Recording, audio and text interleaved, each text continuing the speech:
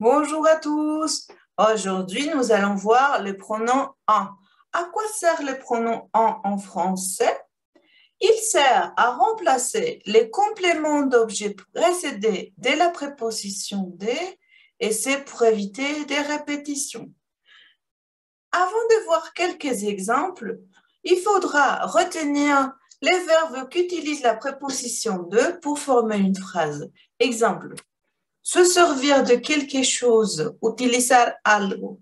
Se souvenir de quelque chose, recordar algo. Sortir de, salir de algún lugar. Rêver de quelque chose, soñar con algo. Manquer de quelque chose, carecer de algo. Prendre soin de quelque chose, cuidar de algo. Se moquer de quelque chose, burlarse de algo. Nous avons aussi toutes les expressions avoir plus un nom, plus de quelque chose. Exemple, avoir besoin de quelque chose, tener necesidad de algo ou avoir peur de quelque chose, tener miedo de algo.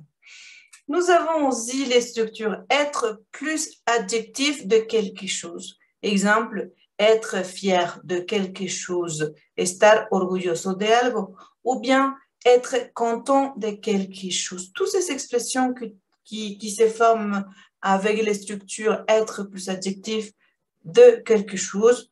Donc voilà, on pourra remplacer les compléments d'objet avec le pronom en. Voyons quelques exemples pour que ça soit plus clair.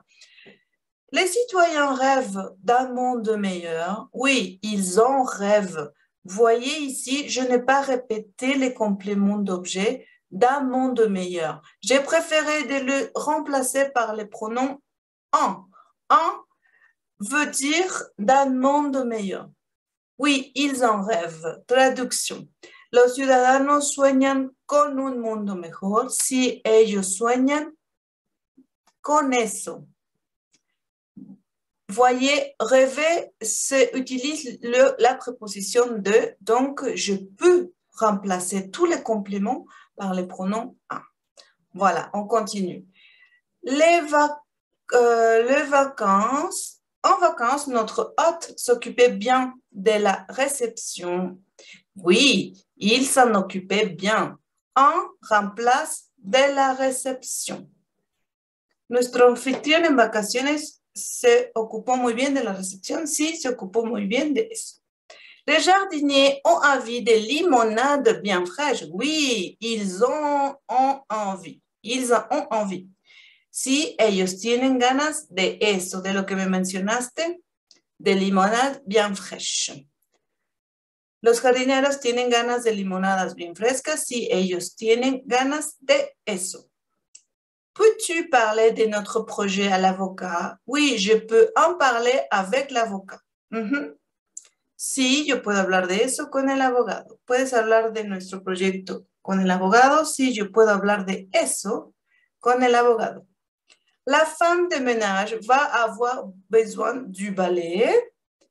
Oui, elle va en avoir besoin.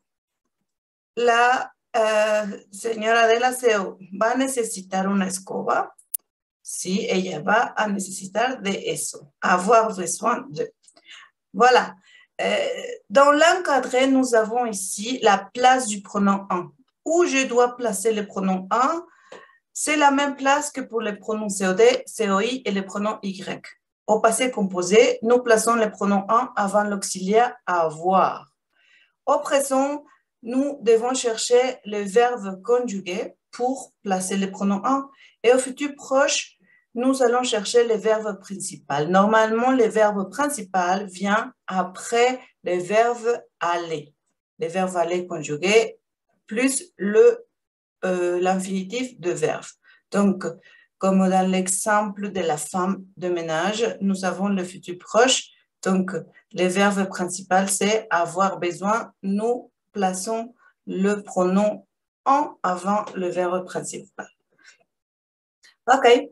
Donc, je te laisse quelques exercices pour que tu puisses remplacer les compléments d'objet avec les pronoms en. Merci beaucoup. J'espère que c'était clair.